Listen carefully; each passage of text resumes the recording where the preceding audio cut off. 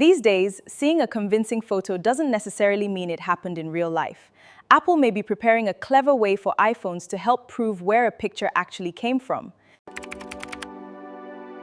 Generative AI has changed the game completely.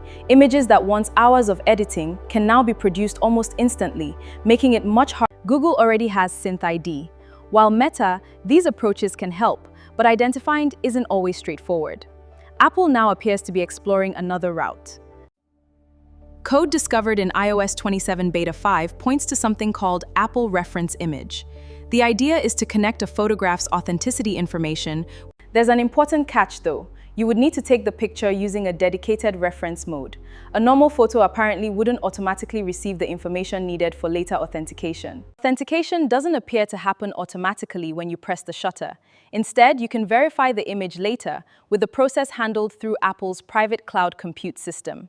Apple is also designing the system around privacy. The company says the process is structured so that Apple doesn't simply receive your raw photograph. Instead, selected sensor information and metadata. Once verification is completed, Apple can assign the photograph a unique identifier. That provenance information can then travel with the image when it's shared with other compatible Apple devices. Here's the interesting privacy twist. Another Apple device may be able to check the photo's authentication locally.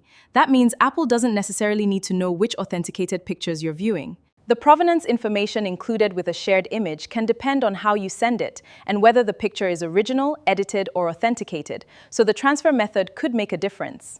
Apple is also preparing a transfer with provenance option for USB connections.